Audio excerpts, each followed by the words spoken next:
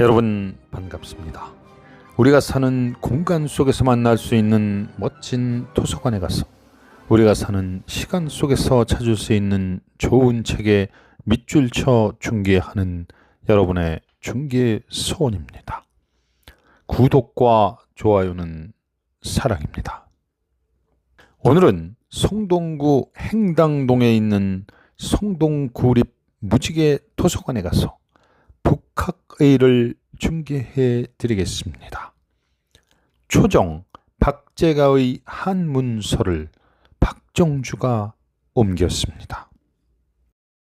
사람이 타는 수레에는 바퀴가 구른다.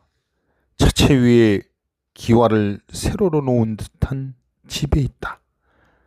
짐을 실는 수레에는 굴대가 구른다. 바퀴살은 입자처럼 생겼다. 차체와 굴대가 맞닿는 곳에 함철을 끼우는데 마치 반달처럼 생겼다. 함철은 짐을 다 나른 후에 뽑아낼 수 있도록 되어 있다.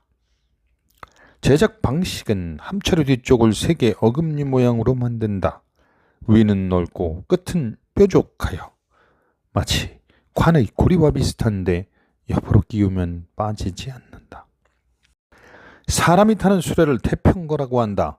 바퀴는 가슴 높이 정도로 하여 대추나무를 다듬어 만들었고 바깥은 쇠로 둘렀다.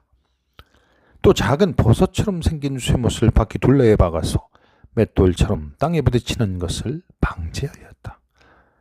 차체 위에 있는 집의 길이는 사람이 누우면 정강이가 밖으로 나올 정도이다. 그러나 앉아있으면 2사람이 앉고서도 햇빛을 가리는 발을 들이울 수 있다. 장막은 흔히 푸른 배를 쓰지만 간혹 비단을 쓰기도 한다. 여름에는 사면에 모두 발을 들이우는데 걷어 올리는 것도 마음대로 할 수 있다. 장막 끝자락의 좌우에는 별도로 작은 창 같은 네모난 구멍을 뚫고 단추를 이용하여 열고 닫게 했다. 유리로 창을 만들기도 하고 혹은 채색된 대나무로 발을 만들어 밖을 내다볼 수 있도록 했다. 차체 앞쪽에는 판자 하나를 가로로 깔아서 마부가 앉을 수 있다. 간혹 수레에 탄 사람이 직접 나와 앉기도 한다. 한 마리의 노새나 나귀가 가마를 끄는데 멀리 갈 때는 그 숫자를 늘린다. 차체 뒤편에도 한 사람이 앉을 수 있고 양옆의 끌채에도 각각 한 사람이 앉을 수 있다. 어떤 때는 마부가 걸으면서 말을 문다가 진흙탕을 만나면 잠깐 뛰어올라 걸터 앉아서 지나간다. 때로는 수레 한 대에 5사람을 실을 수도 있다. 짐을 실는 수레를 대거라고 한다. 바퀴 높이는 태평거와 같은데 약간 두껍게 만들었다. 물건을 다 실은 후에는 그 위에다 배를 쓰는 거적 같은 갈대자리를 덮어둔다. 그러고는 그 위에 앉기도 하고 눕기도 한다. 5마리의 말이 수레를 끈다. 혹 남는 말이 있으면 수레 뒤편에서 메어 놓았다가 가끔씩 교대시켜서 필요한 말을 쉬게 한다. 마부는 긴 낚싯줄 같은 채찍으로 힘쓰지 않는 말을 때린다. 말의 귀나 옆구리에 마음대로 휘둘러 채찍 소리가 골짜기를 울린다. 수레 옆에는 요령을 달았고 말의 목에도 작은 방울을 수없이 달았다. 밤길에 맞은편에서 오는 사람이 조심하도록 하기 위해서이다. 그런데 이들 모두 중국 산서지방의 상인들로 국경의 관물을 지나가는 자들이다. 외바퀴 수레는 영세한 상인들이 많이 이용한다. 바퀴는 조금 작고 엷으며 쇠를 두르지는 않았다. 수레 자체는 앞쪽이 넓고 뒤쪽은 좁아서 양쪽 거드랑이 끼고 몰 수 있게 만들었다. 바퀴의 반이 차체 위로 올라오며 그 모양에 따라 안쪽은 마치 반쪽짜리 북처럼 덮개로 덮어 막아놓은 것도 있는데 이는 진흙이 수레 안으로 튀어들어오는 것을 막아준다. 차체 양 옆에는 활 같은 나무를 달아놓았다. 짐을 다 실은 뒤에 양 옆에 각각 꼽아서 난간처럼 사용하기 위해서다. 또 U자 모양의 받침대를 끌채 뒤에 붙여놓았다. 이것은 수레가 움직일 때에는 항상 들려있고 멈추면 바퀴와 함께 멎어서 수레가 기울어지는 것을 막는다. 보통은 한 사람이 뒤쪽에서 밀고 가지만 무거운 짐을 실었을 때는 앞에서 닷줄을 끌듯이 끌어당기며 간다. 이럴 때는 말 2마리에 싣는 양과 맞먹는 짐을 나눌 수 있다. 예전에 부인 4사람이 수레 양옆에 앉아있는 것을 본 적이 있고 물을 앞뒤로 각각 6통씩 실은 것도 보았다. 돛을 걸어 바람을 받으면서 가는 것도 보았는데 이것은 배의 돛과 같은 부시를 한다고 생각하였다. 북경에는 대낮에도 수레바퀴 구르는 소리가 쿵쿵거리는데 꼭 천둥 소리가 나는 것 같다. 거리를 한가롭게 걷다 보면 좌우에서 손님을 부르는 수레꾼들이 쭉 늘어서서 수레 타세요 하고 말을 건다. 그들은 각각 수레를 멈춰놓은 채 기다리고 있다 돈을 받고 사람을 태운다. 수레를 타는 값은 수레와 말을 얼마나 잘 꾸몄느냐에 달려있다. 십리거리에 대략 5 내지 60전을 받는데 2사람이 함께 탈 때에는 그 값의 3분의 1을 더 내야 한다. 우리나라 돈으로 환산하면 서울 동교 삼강등지로 가더라도 30에서 40문을 넘지 않을 것이다. 나귀를 빌리는 값은 십리에 10전이다. 북경은 워낙 사람이 많기 때문에 값이 비싸다. 수레 안에서는 책을 볼 수 있고 손님을 맞을 수도 있다. 말하자면 한 채의 움직이는 집이라 할 수 있다. 나는 유리창, 서남쪽에는 무관, 이동무와 함께 자주 수레를 탔다. 다른 사신들과 함께 수레를 타고 국자감, 옹화공, 퇴액지, 문산묘, 법장 사탑 등을 유람하기도 했다. 벽돌은 크게든 작게든 마음대로 만들 수 있다. 일반 벽돌은 4개를 쌓으면 면이 고르고 3개를 나란히 세워서 쌓아도 길이가 일정하다. 벽돌은 서로 문질러서 깨끗이 한 다음에 쓰는데 그때 생긴 가루는 회에 섞어서 쓴다. 벽돌 굽는 가마는 마치 엎어놓은 종처럼 나선형으로 생겼으며 굴뚝이 그 위로 솟아나와 있다. 가마 안에는 벽돌을 한 줄 간격으로 쌓는데 마치 방금 쪄낸 떡을 빽빽히 쌓아놓은 것과 같다. 불문은 가마 한복판에 있다. 그래야 불기운이 골고루 퍼져서 먼 곳에 있든 가까운 곳에 있든 모든 벽돌이 그 열을 고르게 받게 하려는 것이다. 한 가마에서 벽돌 8,000개를 구울 수 있다. 뗄나무로는 수수깡 2수레 정도면 된다. 이것은 대략 말 4-5필이면 운반할 수 있는 양에 불과하다. 옛날에 어떤 가마 옆을 지나간 적이 있었다. 그때 가마 주인이 가마 안으로 안내해서 나눈 대화가 이와 같다. 중국은 땅 위든 땅 속이든 5길이 되는 건물은 모두 벽돌로 만들었다. 누대, 성곽, 담 등 높은 것은 물론이고 교량, 분묘, 봇도랑, 방구들, 둑 등 지하 깊숙한 곳도 이에 해당한다. 마치 온 나라의 벽돌을 입힌 듯하다. 그래서 백성들은 수제나 화재 및 도둑, 그리고 젖어서 썩는 것, 붕괴되는 것 등에 대한 걱정을 하지 않는다. 이는 모두 벽돌을 사용했기 때문이다. 벽돌의 효과가 이와 같은데도 동방 수천리 되는 지역 가운데 오직 우리나라만이 이를 사용하지 않고 있다. 심지어 그 방법도 찾아보지 않으니 매우 큰 잘못을 저지르고 있는 것이다. 어떤 사람은 벽돌은 토질의 영향을 받기 때문에 우리나라에서는 기와는 돼도 벽돌은 안 된다라고 말한다. 그러나 이는 절대 그렇지 않다. 둥글게 하면 기와가 되고 모나게 하면 벽돌이 되는 것이다. 중국에서는 작은 담도 성처럼 모두 튼튼하다. 벽돌을 사용했기 때문이다. 그래서 좁은 골목길에도 가게가 들어서 있고 그 가게 뒤쪽은 모두 벽돌로 되어 있다.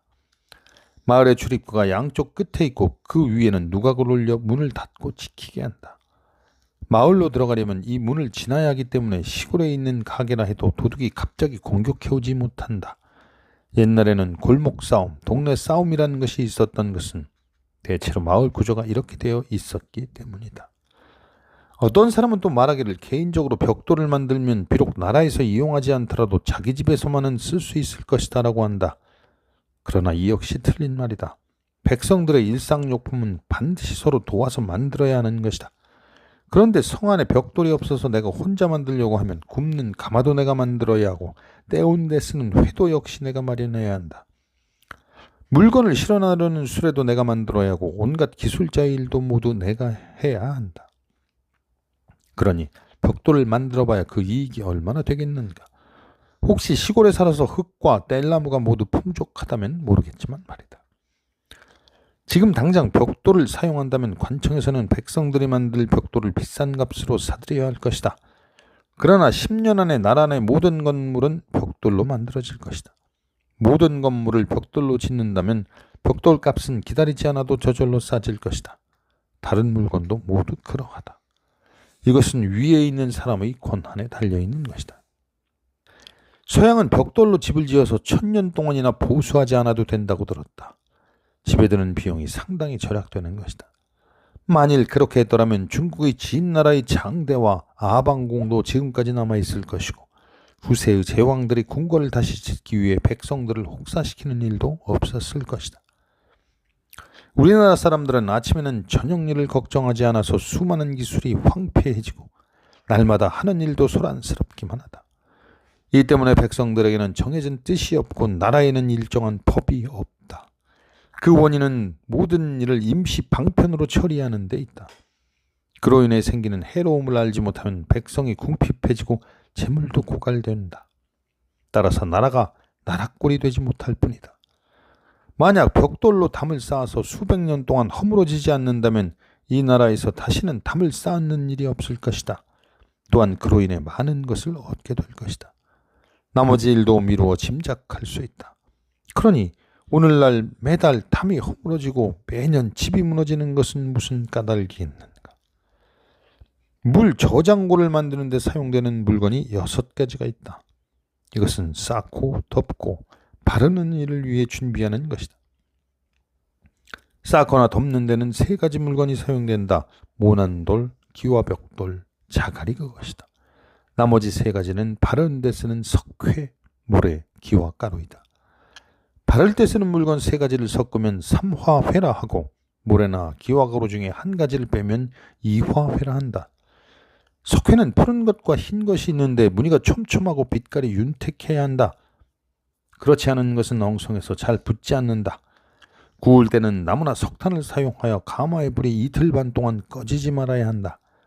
잘 구워졌는지를 시험하는 방법은 먼저 돌 1개의 무게를 달아본 다음 그것을 여러 가지 돌과 섞어서 굽는다. 다 구워진 뒤에는 꺼내서 그 무게를 달아본다. 무게가 처음보다 3분의 1이 줄었으면 그 돌은 질이 좋고 불기운을 고르게 받았다는 것을 알 수 있다. 모래는 3가지 종류가 있다. 호수에서 나오는 것, 땅에서 나는 것, 바다에서 나는 것이다. 그 중에서 바다모래가 가장 좋고 땅에서 얻은 것이 그 다음이고 호수모래가 가장 처진다. 모래에는 또 3가지 빛깔이 있는데 붉은 것이 가장 좋고 검은 것이 그 다음이고 흰 것이 가장 나쁘다. 모래를 분별하는 방법에도 3가지가 있다. 즉 문질러서 소리가 선명하면 순수한 모래임이 틀림없다. 또 자세히 살펴보아서 각각에 뭐가 나 있으면 그 또한 순수한 모래이고 배 조각 위에 놓고 흔들어서 쏟아낼 때 먼지가 나지 않아도 순수한 모래라 할 수 있다. 그렇지 않으면 흙이 섞인 것으로 고르기는 하나 단단하지 못하다. 과거란 무엇인가? 사람을 뽑으려는 것이다. 사람을 뽑아서 무엇을 하려는 것인가? 나라에서 쓰려는 것이다. 나라에서 글 잘하는 사람을 뽑아 그의 글을 쓰는 것은 활을 잘 쏘는 사람을 뽑아 그의 활솜씨를 쓰려는 것과 같은 것이다. 그러면 지금의 과거는 무엇을 하려는 것인가? 앞서 실시한 과거 합격자도 아직 다 임용하지 못했는데 이번 과거에서 또다시 무더기로 뽑는다. 3년마다 보는 대빅과 외과, 애도, 반시, 절일제, 경과, 별시, 도과 등 과거의 종류가 너무 많고 서로 중복된다. 몇십 년 전만 해도 대과와 소과의 총 합격자가 국가관원의 정원보다 10배나 많아진다. 10배나 되는 관리는 결코 다 임용될 수 없다. 결국 합격자의 구할은 쓸데없이 선발했음이 분명하다. 사람을 뽑는 목적은 과연 어디에 있는 것인가? 지금은 세상에서 유행하는 문체로 시험을 보아 사람을 뽑는다. 그런 근로는 위로는 홍문관이나 예문관 등의 관리로 충원해도 임금의 자문에 대비할 수 없으며 아래로는 사실을 기록하거나 자신의 정서를 나타내는 것조차 잘 할 수 없다. 더벅머리 시절부터 공부를 하여 백발이 되어서야 과거에 합격하면 그날로 지금까지 공부한 것을 버린다. 따라서 일생의 정기가 이미 사라져 나라에는 별 소용이 없게 된다. 과거 시험의 과목 중에는 시, 부, 표, 책 등이 있다. 글을 쓸 때는 포두, 포서, 입제, 회제, 초항, 제항, 중두, 허두라는 형식에 따라야 한다. 또 사서의나 오경의라고 해서 써낸 것도 모두 진부하고 비슷하다. 한 글자도 참다운 지식과 새로운 해석이 없는 것이다. 글을 읽을 때 글자를 보면 운을 떠올리고 글귀를 보면 시험 제목을 생각한다. 어떤 말을 쓰면서도 그 말과 관련된 사실은 모른다. 이런 시험을 통해 사람을 선발하니 정말 엉성하기 짝이 없다. 더구나 시험을 볼 때도 글씨를 잘 쓰는 사람에게 대신 쓰게 하거나 아예 대리 시험을 치르기도 한다. 또는 요행을 바라고 무턱대고 응시한다. 그러니 그로 인한 패단은 일일이 열거할 수가 없다. 심지어 지방에서 보는 시험에도 응시자가 항상 1000명이 넘는다. 서울의 대동과 시험도 응시하는 유생들이 종종 수만 명에 이른다. 응시자가 수만 명에 이를 정도로 많은데도 합격자는 반나절 만에 발표된다. 채점하는 사람이 붓을 잡는 것조차 피곤해지면 답안지를 보지도 않고 낙방을 시킨다. 이런 때는 비록 한유가 주관하는 과거 시험에 소식이 응시했다 해도 그렇게 짧은 시간에 합격하긴 어려울 것이다. 당당하게 선비를 가려 뽑아야 하는데 오히려 제비뽑기로 그 수를 채우는 것만도 못하다. 사람을 뽑는 방법치고는 믿을 것이 정말 못된다. 게다가 문벌과 붕당에 따라 합격 여부가 결정되기도 한다. 다행히 그런 것을 다 피하고 제때 등용되는 자가 있다 해도 그 역시 재주를 부린 결과이다. 결국 인재를 뽑는 것은 저들의 손에 달린 것이 응시자의 실력에 달린 것이 아니다. 옛날에 구양수는 소식을 위하여 시험 날짜를 연기했었다. 그가 어진 사람인 것을 확신했기 때문에 시기를 늦춰서라도 뽑은 것이다. 그런데 지금은 일단 과거에 응시하면 그가 자격이 없다는 것을 분명히 알면서도 합격시킨다. 세상에 유행하는 글에 젖은 무리들이 이들이다. 반면에 과거에 응시하지 않으면 그가 쓸만한 인물이라는 것을 확실히 알면서도 뽑지 않는다. 학식이 넓고 재주가 있는 사람들이 여기에 해당된다. 옛날에는 과거를 통해 인재를 뽑으려 했는데 지금은 오히려 과거가 인재 등용을 방해하고 있다. 대체로 사람이 태어나서 10살이 되면 나날이 예리하고 영특해진다. 마치 대나무가 처음 돋을 때는 그 기세가 하늘을 찌를 것처럼 보이는 것과 같다. 바로 이 시기에 수년 동안 계속해서 세상에 유행하는 글만 가르친다. 결국 그것은 고질병이 되어 더 이상 고칠 수가 없다. 다행히 과거에 합격해도 그날로 그동안 공부해온 것을 내다버린다. 이렇듯 일생 동안 갈고 닦은 정기가 그날로 사라지니 나라에는 아무런 소용도 없다. 사람을 뽑아놓고도 쓸 것이 없고 또 쓸 데도 없는 글로 사람을 뽑으니 내가 하루 종일 먹지도 자지도 않고 생각해봐도 그 까닭을 알지 못하겠다. 어떤 이는 조정의 유명한 신하들 중에 많은 사람들이 이런 과거를 통하여 배출되었다고 한다. 그러나 그렇지 않다. 모든 길을 다 막아놓고 오직 문 하나만 열어놓으면 비록 공자라 해도 그 문으로 나와야만 할 것이다. 옛날의 과거가 지금의 과거와는 비교되지 않을 정도로 좋았던 점은 무엇인가? 선대왕 조종조 때는 과거에 응시한 유생이 400명이나 된다고 해서 축하한 적이 있었다. 가장 많이 응시한 것이 400명이었던 것이다. 다른 것은 둘째치고 단지 시험장에 입장할 때도 서로 앞을 다투다 밟고 밟히는 패단은 없었다. 지금은 응시생이 그때의 100배나 된다. 이들은 물불 진바리 등을 지닌 채 시험장 한가운데 자리 잡는다. 존주는 존주고 오랑캐는 오랑캐다. 중국과 오랑캐는 반드시 구분이 있는 법이다. 오랑캐들이 중국을 침략한 적은 있으나 중국의 옛 문화까지 없애버리지는 않았다. 우리가 명나라를 섬긴 지 200년이 지나 임진왜란이 일어났다. 전하 선조께서 의지로 피난하셨을 때 중국의 신종 황제는 군대를 동원하여 외놈들을 국경 밖으로 몰아냈다. 그때 우리는 중국의 은혜를 입었던 것이다. 그런데 불행하게도 명나라가 청에 의해 멸망하게 되자 청은 중국인의 머리카락을 깎게 하고 자신들의 의복을 입게 하였다. 그 후로 사대부들 중 상당수가 옛날 춘추시대의 존왕 양의의 정신을 내세우게 되었다. 지금까지도 그런 정신은 강하게 남아있다. 청이 중국을 차지한 지 100여 년이 되었다. 하지만 중국 땅에서는 여전히 중국인의 자녀와 귀족이 태어나고 있다. 집, 배와 술에 씨 뿌리는 법도 옛날 그대로이다. 그리고 최, 노, 왕, 사와 같은 사대부들의 씨족들은 아직도 건재하다. 그들 모두를 오랑캐로 여기어 싫어하고 그 제도마저 버린다면 이는 큰 잘못이다.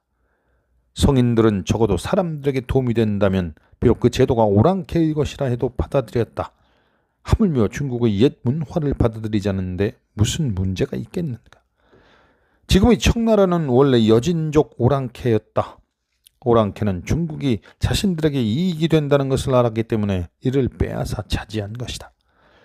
우리는 중국을 빼앗은 것이 오랑캐라는 것만 알 뿐 그들이 빼앗은 것이 중국 문화라는 사실은 알지 못한다. 그러니 스스로 나라를 지키기에도 힘이 부족했던 것이다. 이것은 이미 확실하게 겪지 않았는가. 전해오는 말에 의하면 정축 맹약 때 청나라 임금이 우리나라 사람들에게 여진족의 옷을 입히려고 하였다. 그때 구왕이 말하기를 조선과 요동의 시명은 매우 가까운 거리입니다. 만일 의복을 통일시킨 채 서로 왕래하게 한다면 아직 중국을 평정하지 않은 이때 앞일을 예측할 수 없습니다. 현재의 상태를 유지해야 묵지 않고 또 가둬두는 효과를 볼 수 있습니다. 라고 하였다. 청나라 임금의 그 말이 맞는다고 생각하여 시행하지 않았다. 우리 입장에서 보면 다행이었지만 저들의 계획으로는 우리와 중국이 서로 통하지 못하도록 하려는 것에 불과하였다. 옛날에 조나라 무령왕은 오랑캐 옷으로 갈아입고 동쪽 오랑캐를 크게 물리쳤다. 옛날 영웅들은 반드시 복수할 뜻이 있으면 오랑캐 옷을 입고도 부끄럽게 생각하지 않았던 것이다. 요즘은 내가 현재의 중국 법 중에도 배울 만한 것이 있다고 말하면 모두들 들고 일어나 비웃는다. 평범한 사람이라도 원수를 갚고자 할 때 그 원수가 예리한 칼을 가지고 있다면 그것을 빼앗아야 할 것이다. 지금 우리는 당당한 왕국으로서 큰 뜻을 세상에 펼치려고 한다. 그런데 중국의 법을 조금도 배우려 하지 않으며 중국의 선비를 한 사람도 사귀려 하지 않는다. 그로 인해 우리 백성들은 노력하고 애쓰는 데 비해 이루는 것이 없고 가난하고 배고파서 자포자기하게 된다. 중국을 본받으면 100배의 이익을 얻을 수 있는 사실을 잊고 있는 것이다.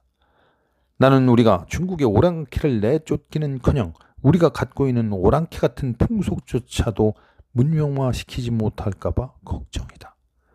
그러므로 오랑캐를 몰아내고자 한다면 먼저 오랑캐가 누구인지 알아야 하며 중국을 존대하고자 한다면 그 나라의 법이 훨씬 훌륭하다는 것을 먼저 알아야 한다. 만약 옛 명나라를 위해 원수를 갚고 치욕을 씻고자 한다면 20년 동안 중국을 힘써 배운 후에 그 일을 논해도 늦지 않을 것이다.